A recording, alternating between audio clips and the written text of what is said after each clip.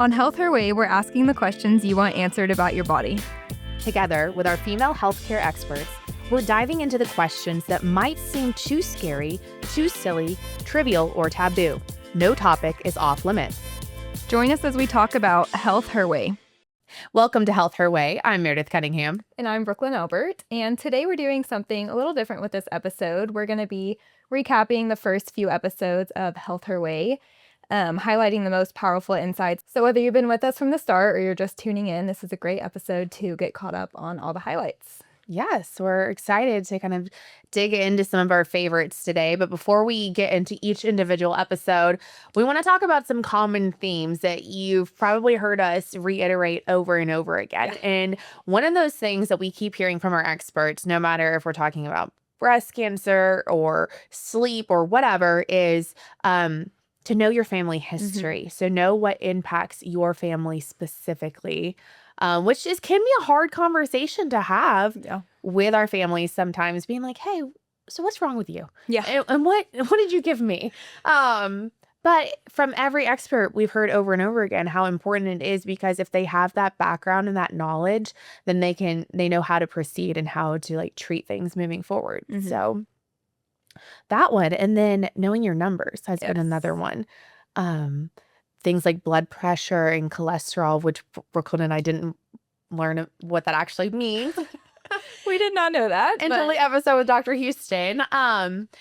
But knowing basically what's normal for you. Like as a kid, my mom knew I was sick when my temperature got to 99, which any other kid, that's not. But my mom said I always ran a lower temperature than most people. And so when mine started getting elevated to 99 and above, it's when I really got sick a lot. And so she knew that that's what was normal for me. What's normal? 97.5? 98.6 is what. See, you know your numbers. So that's a good point, though, because not only did Dr. Houston tell us about knowing our own numbers, but knowing what's a good range. And okay, so your blood pressure is 110/70. Okay, what does that actually mean? So we've learned a lot of lessons. I think one of the biggest ones we do keep hearing, besides know your history, know your numbers, is how important a good lifestyle is for the foundation of your healthy, success, whether it's good diet, good exercise, sleep even. Yeah. How many times have we figured out that sleep is so important to your daily function? Very important. Got to get your 7 to 9 hours. It was one of my favorite episodes, I think. I know. Done. Yeah. Dr. Henley, so many good insights. So those are a couple of things that we've learned, no matter what kind of expert we spoke to, that all of those things are so important to your health. So know your numbers, know your family history, and just do the things you were supposed to do. Drink water. Yeah. Lead a healthy lifestyle. Eat your veggies, folks. They're really not that bad for you. They'll help you grow big and strong. And if you see my legs dangling, they're dangling. Maybe I should have had more veggies when I was a kid. Maybe some more milk, some good calcium. But beyond that, our first guest, and one of my probably favorite episodes we've recorded, was with Kara Pepper, who is one of our licensed family and marriage therapists here at Covenant Children's. Yeah. And she taught us so many good lessons about anxiety. She did. One of the things she said that really stood out to me was anxiety is not a villain, it's a messenger. So if you're feeling anxious or having anxiety, it's trying to tell you something, and it's a messenger. It's not always a bad thing. I think that's important for people to realize. And so many people have said specifically that episode meant a lot to them, because same thing. We always thought, oh no, we're stressed. That's, but it's no. She made us feel like it's okay to be stressed sometimes. It's a good thing to be stressed sometimes. It tells us when to slow down, when to reprioritize, and things like that. Yeah. So she also helped us really understand what was normal stress and anxiety, versus clinical. What is normal? You have a big presentation coming up at work. Of course, that's a little anxiety inducing. Or a family member's in the hospital. That is a normal thing to be stressed about. And then the difference between maybe your mind is, I would say, playing tricks on you, but maybe not. Just need a little more help. Not treating you fairly. Yeah. So that was another thing. Listen to her actual clip on this and let her explain the difference to you between what is normal stress and anxiety versus clinical. I help people by kind of thinking through a series of questions. So first, can you tell me why you're anxious? if you're anxious because you've got a big project coming up at work, that's a normal thing. You know why. The second question is, okay, if you know why, does it feel like the stress is proportionate to the actual thing that's happening? Okay. If both of those are true, it's probably normal anxiety. It's something that maybe we need to work through our stress, but it's not necessarily clinical. But if you don't know why you're anxious or you feel like your reactions to things are maybe out of proportion to what you normally experience, that's more like a clinical anxiety. The third thing is, in order for something to be clinical anxiety, it actually has to have lasted for 6 months. And so we'll address things earlier, but I wouldn't give somebody a diagnosis of clinical anxiety if it hadn't been going on for that long. Another great thing we learned from Kara was things we can do to help our anxiety. So little micro practices or things that just kind of stop you in your tracks, make you take a second. I think she said taking deep breaths, splashing water on your face, going for a walk, things like that. So I think those are really great practices just to help us slow down and kind of reset our body. She also mentioned that a lot of people start with trying to talk themselves out of the anxiety mentally, but what you really need to do to start is kind of calm yourself down so then you can get better all around. I love the idea of micro practices because I feel like when you're stressed out, the thought of adding something else to your to-do list, like a hour-long massage or something like that, might just make it even more daunting and stress you out even more. So her great tips about these micro practices, I think, were exactly what we needed. And it's like she's done this before. Yeah, right? So why don't you listen to her talk about micro practices? So I always start with talking to people about this thing we have called the vagus nerve. So it's a nerve that starts in your brain stem and runs all the way into your GI tract. What we want to help manage anxiety is what we call better vagal tone. There's lots of little simple things that we can do to help with that. So breathing exercises, deep breathing from your belly is really helpful for your vagus nerve. Even splashing cold water on your face actually activates that vagus nerve and helps you to calm down some. I'll even have people go for quick walks more throughout the day. And then a massive thing is limiting caffeine exposure, because caffeine is going to go ahead and activate all of those things that we're trying to actually calm down. So while Kara was one of our favorites, one of y'all's favorites, and our still most listened to episode to date is with our breast cancer expert, Darla Porter, which we love Darla, so we understand why. Yes, she was great. But I think breast cancer is just something that seems to be talked about. And yet the amount of information we actually get from it is maybe not so substantial. And so I think that's why people resonated with Darla's episode so much. One of the things that she talked to us about is that it's not a disease for older women. I think we all think, oh, our grandma or somebody, great aunt or somebody has it. But it's not. It's impacting more people our age every year. And so let's listen to what Darla had to say about how breast cancer is impacting young people. Breast cancer is supposed to be a disease of older women, and unfortunately, those of us that are in our 60s don't feel like that's an old age. But it's supposed to be a disease of older women, and then when younger women get it, of course, it's more aggressive. For some reason, it tends to be triple negative. So when we talk about breast cancer, we always want to know about hormone receptivity. So that has to do with estrogen receptor, progesterone receptor, and then HER2/neu. Those things tells us a lot of things about that particular kind of cancer.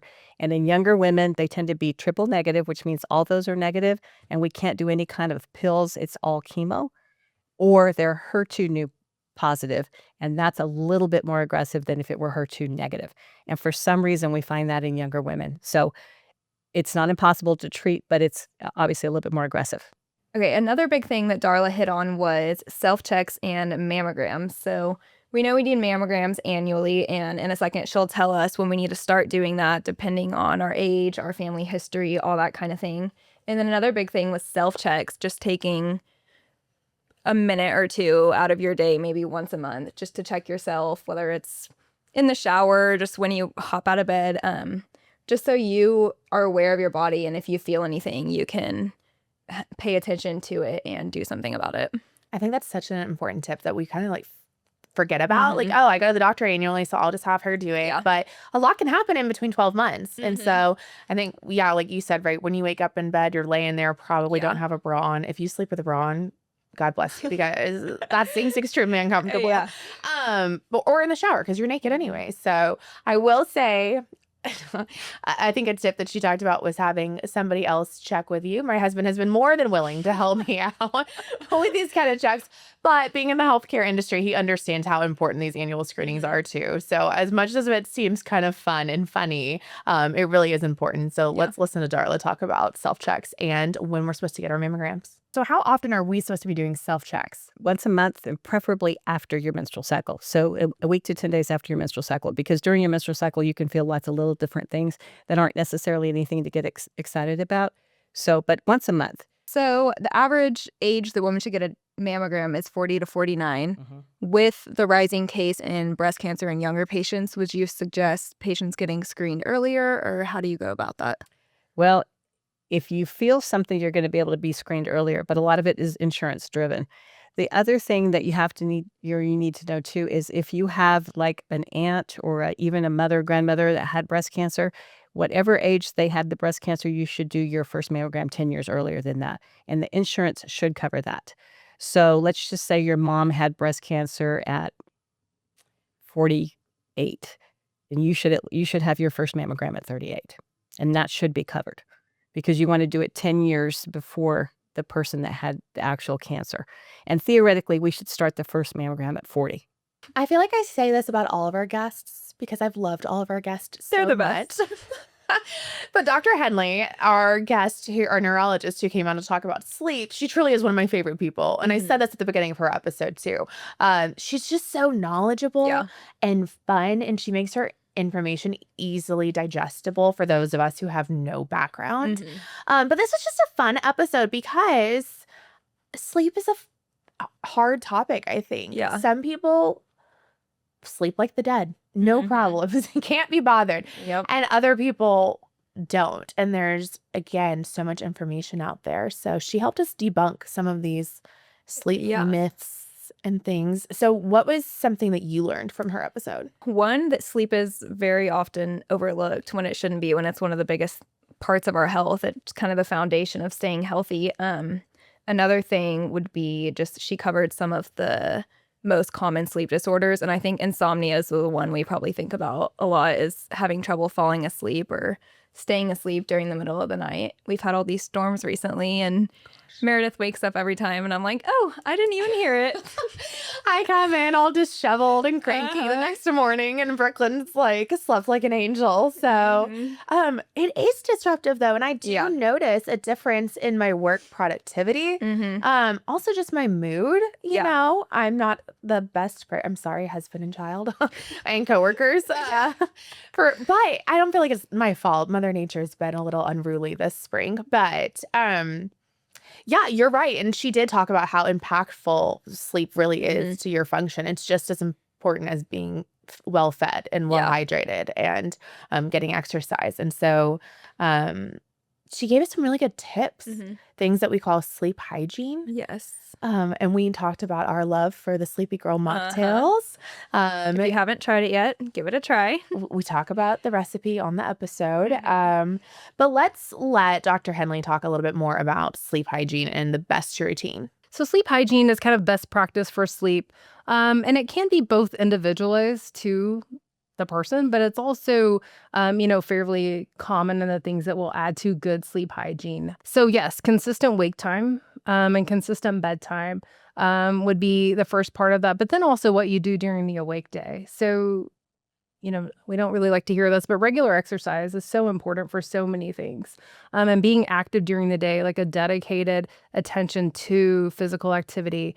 And, it's more than just, if I walk around the hospital all day, that's part of it. But I need like 30 to 45 minutes of cardiovascular exercise where, I get my heart rate up, I sweat, I work out my joints. The other thing that can help with sleep hygiene is not having a big meal late in the day.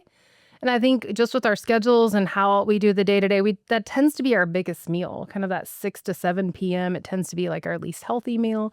And so potentially even moving that to the middle of the day and having a lighter meal at the end of the day, because even things like reflux can add to poor sleep hygiene. Things that we know, avoiding caffeine and alcohol late in the day can help with sleep hygiene. And then really avoiding sleep aids, I would say, needing to consume like a medication or alcohol, even over-the-counter sleep aids, probably in the long term aren't beneficial. Other things are like not having bright light exposure late in the day, kind of unwinding, dimming the lights. If you're somebody who likes your bath or shower at night, just getting in that routine so your body knows, oh, she's getting ready to go to bed. And so I also need to be, the mind needs to start winding down. That can all add to, healthy sleep hygiene habits. One of the things about Dr. Henley being such an expert in her field of neurology and, movement disorders, is that she truly understands like how the brain works and Yeah. how it's impacted over time. So one of the biggest lessons Brooklyn and I took away from her episode 2 was the fact that what the lack of sleep can do to you over time and your brain and how you might end up seeing her again one day because of the problems that the lack of sleep brings, all the cognitive issues beyond just being cranky and a little less sharp. Yeah, I think one thing she said was, for lack of better words, when you're sleeping is the time that all of your toxins are clearing out of your body. So it's super important. I feel like it's your reset, Yeah. and if we never reset, we just wear ourselves out. So of course your brain is going to feel the stress of that. And that's obviously very layman's terms for how it works. But that's what we're here for, folks. The easy definition, but you can hear it directly from her and we'll let her explain it to you as well. So I think not only in the short term sleep deprivation, but chronic and long term sleep deprivation does have consequences. Exactly what you said. Like if you are, sleep impaired, that does affect not only your driving, but your alertness, your ability to respond. With mental sharpness, your emotionality is different on somebody who's sleep deprived. You just don't handle stressful situations as well as you would if you are well rested. But there are systems in place neurologically that during sleep, not only physical recovery for the muscles and the circulatory system, but also the nervous system. Like that's the time that, for lack of a better word, like toxins are cleaned out. That otherwise can build up over time. And sleep deprivation over time is a risk factor for cognitive impairment later in life. And then you add things like depression, anxiety, none of those are better in a sleep deprived state. Not to mention, your risk of heart attack and stroke and respiratory disease. I tell my patients often, like, I can't help you feel better during the day if you are not well rested at night. So our next guest was our pelvic floor physical therapist, Dallas Jordan. She's also great. But I think we've all kind of heard of what our pelvic floor is, but some of us maybe didn't know exactly what it is and what its function is. So she did go into a little bit more depth about what it is, why it's useful, why we need it. For those of us who have had a child, we have heard of our pelvic floor extensively because we know the damage that is done by those beautiful little blessings. And I said this on the episode, as a patient of Dallas's, like I truly can talk about my testament of the miracle that she performs in understanding exactly what is your problem. Because I think everyone immediately, she says, thinks you need to strengthen it. But sometimes you need to relax it and then build it back up. It's been under so much stress that it's forgotten basically how to relax at all. And so that was something I didn't know until becoming a patient of hers. And then I hope some other people learned from our episode. And so that's why she said things like those chairs. Emsella chair. Yes. Yeah. That was her trending topic. May not always work because you may actually need to relax your pelvic floor before you strengthen it. Yeah. So I think she said it all starts with breathing. So you have to learn how to connect your breathing to the muscles of your pelvic floor. yes. Every morning in Pilates, Dallas's voice goes through my head. I make sure that I'm breathing and strengthening and pulling and tugging and tightening and doing all the things that she taught me to do. And so, but all of those had no problems until I had a baby. And so she talks about the ways that pelvic floor therapy can actually help you pre-pregnancy, like to having that baby, and then also afterwards when you need to strengthen it back up. So take a listen. So pregnancy puts a lot of pressure on the pelvic floor muscles. They have to adjust and adapt to this like really lengthy 9-month process of growing another human, right? There's a lot of changes that happen with hormones and with how we're walking and moving and that kind of thing, the pressure. So they have to be able to adapt to all of that. Really, during pregnancy, to adjust to all of the changes that are happening, any kind of movement is great. So if all you can do every single day is go for a 10-minute walk, that is going to be beneficial for anyone who is pregnant. But postpartum, yeah, we're seeing a lot of kind of issues come from deliveries, whether it's a vaginal delivery or a cesarean. So I think the most common one is like, oh, well, I leaked a little urine whenever I cough or sneeze now, or oh, I have to go to the bathroom really bad and all of a sudden I just can't control it. So having more urge incontinence. Also have bowel incontinence. Like if there's really significant tearing during childbirth, sometimes then we have bowel issues. Sometimes constipation doesn't resolve after having a baby. So we see constipation, um, the fecal incontinence, even gas incontinence is something that like if you're not able to control your gas, that's a reason to come see me. There's something going on. I also see a lot of issues with prolapse. So the bladder or rectum or uterus is kind of fallen or dropped. So women will complain of vaginal heaviness and pressure or just discomfort. So we're kind of thinking about that. And then pain. So low back pain, hip pain, and then pain with intercourse, pain with vaginal exams. If you go back to your 6-week appointment and it's really painful, that would be a reason to come see me as well. I don't know how many of you guys have figured this out yet, but Haley Houston is my twin.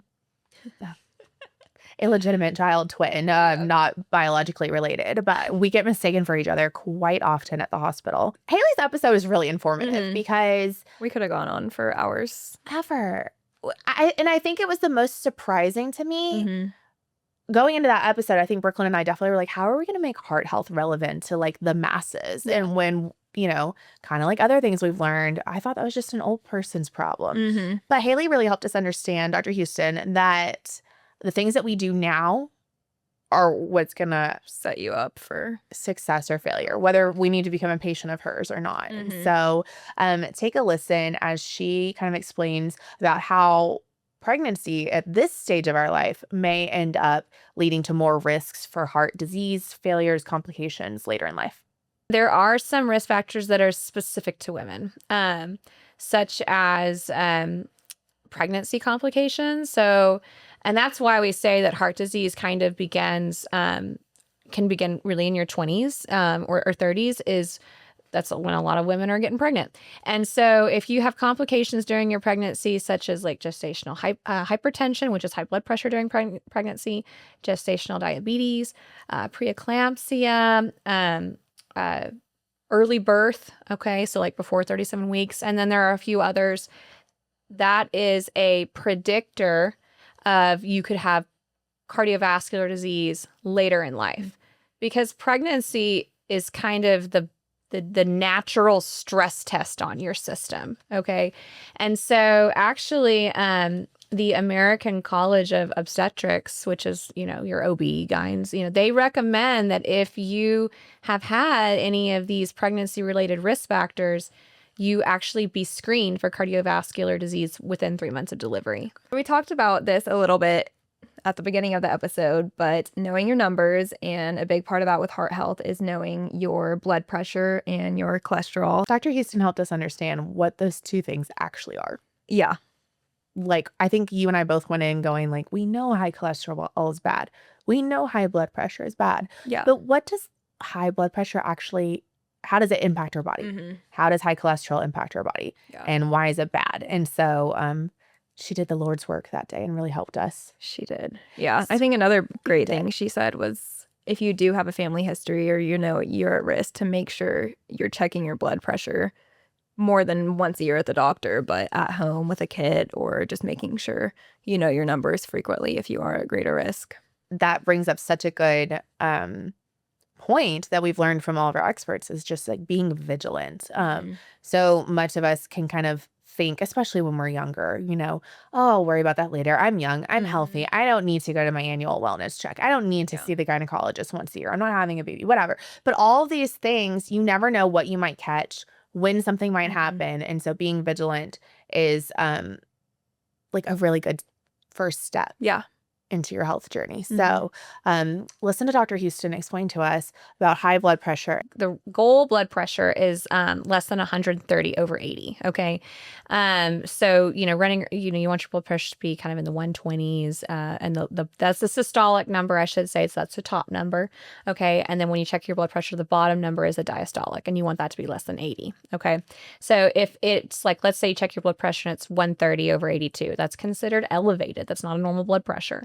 And then of course, if it's, in the 140s or higher, then it's definitely high blood pressure. And why is it bad for your body? It's hard on your heart, especially if you have really high blood pressures, because the heart's a muscle. And if it has to pump harder against high blood pressure, it thickens up and it gets stiff and it can lead to heart failure and all these other things. And it's hard on the vessels. It can cause, strokes. It can cause kidney failure, small vessel disease as well. So a big part of knowing or of being proactive in your health is things like knowing your numbers. Okay. So knowing what your blood pressure is, and you don't know what your blood pressure is if it's not ever being checked. Okay. Because high blood pressure is the silent killer, because we can't tell. I can't tell if my blood pressure is 150 over 90. I'm not going to feel that, but my kidneys are going to feel it. And in 10 years, I may have kidney damage, and I would never have known that. Our most recent episodes was a twofer. You guys are so lucky. We got a 2-part episode from Dr. Jennifer Fye, who is one of the kindest and most incredibly brilliant people I think that we have here in town. She is our reproductive endocrinologist. So our infertility specialist. She helps make dreams come true for lots of families. But she's also an expert in 2 fields, and that's with PCOS and endometriosis, which we hear a ton about. Yeah. And I guess unless you have it. I didn't know much about it before Right. we filmed with her. Although I'm going to say this caveat to these episodes too. Brooklyn and I are now hypochondriacs who have every single We have condition. everything. Something that we learned from Dr. Fye is that we may not know much about it, but 1 in 9 women actually suffer from PCOS. But Brooklyn brought up a good point, which is about it's a whole body condition, not just reproductive. Yeah. So I think she said it can actually lead to risk of diabetes. I want to say she maybe said 50% of women with PCOS will get diabetes. Wow. And also heart disease, high cholesterol, hypertension. So yeah, it is kind of full body. It's not just a reproductive issue. Wow. Let's listen to Dr. Fye explain to us how PCOS impacts all areas of your health. Half of women with PCOS will be diabetic by age 40. Wow. Wow. So that's 1 in 9 women who has PCOS. Half are going to be diabetic before they're 40. And we diagnose it frequently in our patients seeking fertility. And they might be in their 20s or 30s. You're just not expecting this. And so diabetes can affect every organ, your vision, your nerves, your kidneys, your blood pressure, everything. So it's so important, even if someone's not seeking pregnancy, to have someone that can recognize and treat the PCOS to be able to correct that metabolic imbalance. And so the high lipids and triglycerides, those are also common with PCOS. Those raise our risk of heart disease. And heart disease in women is one of the number 1 killers. So very, very important to recognize that. And I think that's where focusing it so much in the gynecology world does a disservice to these women, because it really is head to toe. It's really every organ, every system can be impacted by PCOS. When I say that she is world renowned for her research with PCOS and a certain diet that she has her patients maintain, that's not an exaggeration. That's not just like a false marketing claim. Like, she truly is one of the pioneers in research that she does, that dairy, grains, and starchy vegetables, and how eliminating those things from your diet significantly improved women with PCOS and their symptoms and their condition. Yeah, she mentioned it helped their symptoms, lose weight, all those kind of things. So take a listen as Dr. Fye dives into her PCOS diet and how it can improve your PCOS symptoms.